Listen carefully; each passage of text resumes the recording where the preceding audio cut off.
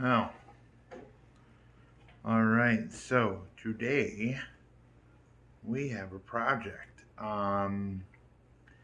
We are going to be doing a facelift on the reptile room, meaning we are going to be installing sliding doors on the front of the reptile room. And the reason being is it's a reptile room. Kind of stinks. You want to keep that smell in there. But also it allows for heat.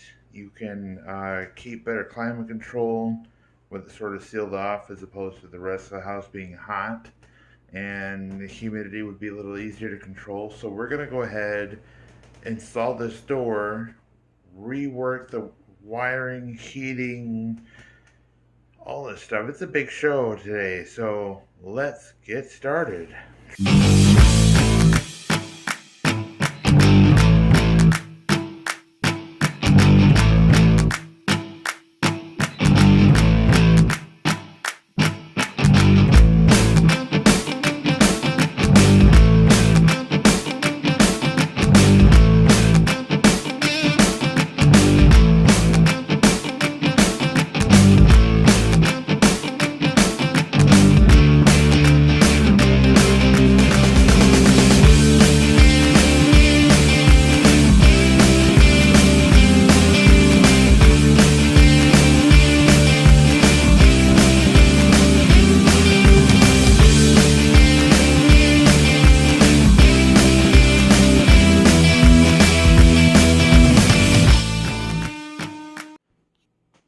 So here it is, all installed, put in place, and I've um, noticed something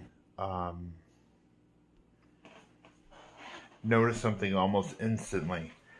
The humidity in this room is significantly higher than when I didn't have a door here. It's incredible the difference between in here and out here. Temperature difference probably about 10 degrees. It's like 85 in there. I was looking at all the reptile enclosures and all of the gauges are like at 70% humidity. It's awesome. In fact, I think in the summertime, I might even reduce some of the lights that are in here to keep that temperature down because it's so hot in here. And there's another surprise. There's another addition to the tortoise room. Let's go check it out. It is so hot in here. Oh my gosh. So check out. I'm going to set this food down here. Check out this awesome tortoise I have that came here today. This is Stella. Hi, Stella. She's like, I don't want to talk to you.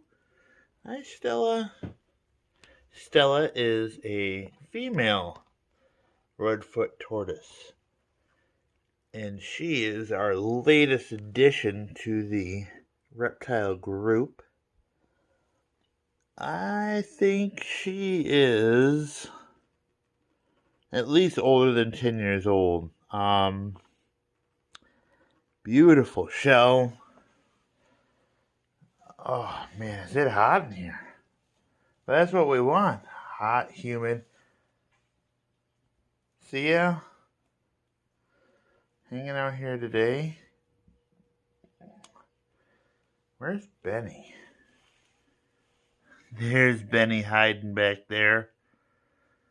So Benny and Stella are going to be part of a breeding project that I'm going to kind of nonchalant have, I guess. It's not a priority to have babies. There are plenty of redfoots in the world, so producing more isn't really a big ordeal. I don't think it's something that I have to have or feel the need to create because there's a shortage, right? There's no shortage of redfoot tortoises in the world. I think sulcatas and then redfoots are like right next to each other for the most like mass-produced tortoise in the world, especially outside of the wild in captivity. But I do love them. And there comes Benny. He's coming out to see what's going on. We're going to do an introduction between Benny and Stella today, and kind of just see how they interact. Again, Stella just got here. I'm not going to let things progress too far. I think this is just going to be kind of an interaction and see what they kind of do with each other. And then Stella's going to have her own enclosure that she's going to be in. I'm not going to house them together. Otherwise, Benny wouldn't leave her alone. And we don't want that. We don't want to stress her out. We want what's best for our reptiles. So let's get them together and see what happens. All right, here they are. Benny's wasting no time to say hello.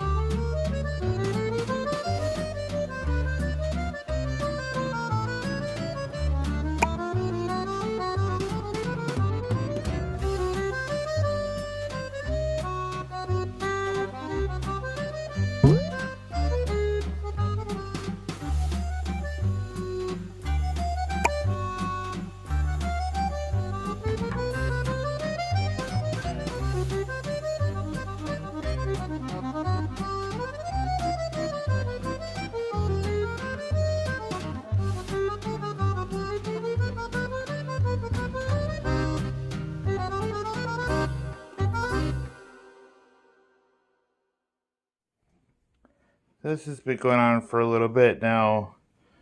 And again, if I were to leave her in here, this is all that would be happening 24/7, and it would drive her bonkers. So I'm going to put her back in her enclosure a little later on. And I'll be doing this. Look at this guy. Look at Hank. Hank's like, hey, I want some attention too. Well, Hank, you will. You'll get attention. Just calm down over there, will you? Yeah, you. Calm down over there.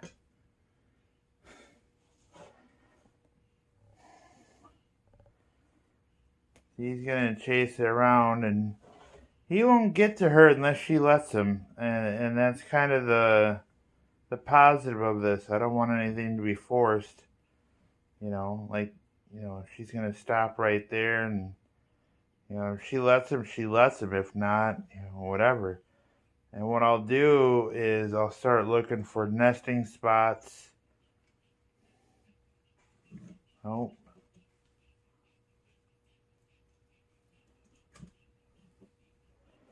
See, immediately.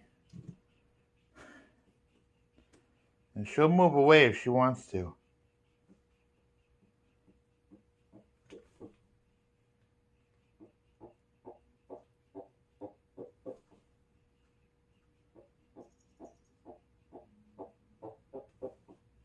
And those noises he's making is just grunting.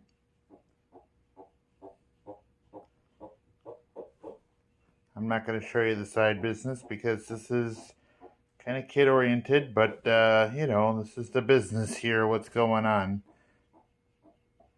So anyway, while they're doing their thing, this will go on for a while.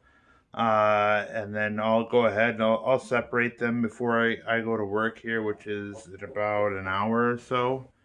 And then I'll look for nesting places, and then we're gonna do a whole series on incubation, eggs, and how to temper, sex them, the whole 9 yards. It's gonna be a big series here. All right, so I've been doing some editing on the video, and I kind of got the notion that I should probably clarify some of my intentions in this video. The breeding process here and what's going on. I've actually had Stella for, I want to say, about 2 weeks now, so she's had some time to acclimate. I didn't really just get her out of the box and throw her in the bins enclosure and hope for the best. That's certainly not what I'm here for. The breeding process itself, that is more of if it happens, it happens. If it doesn't, oh well. I'm not here to make money off of the babies. This is an income. This is merely a learning process, a learning opportunity, and if I can provide captive bred hatchlings as opposed to field caught or collected, whatever words that they use to hide wild caught, that would be great. And I'll help that mission, and it's part of the animal conservation and education, kind of both in one. So I really want to convey that message that this is more of a trial and error rather than a for-profit scenario.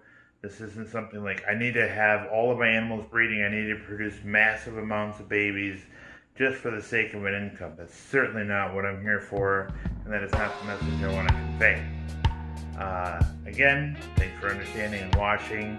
I thought it was a fun video, and I'll see you next time.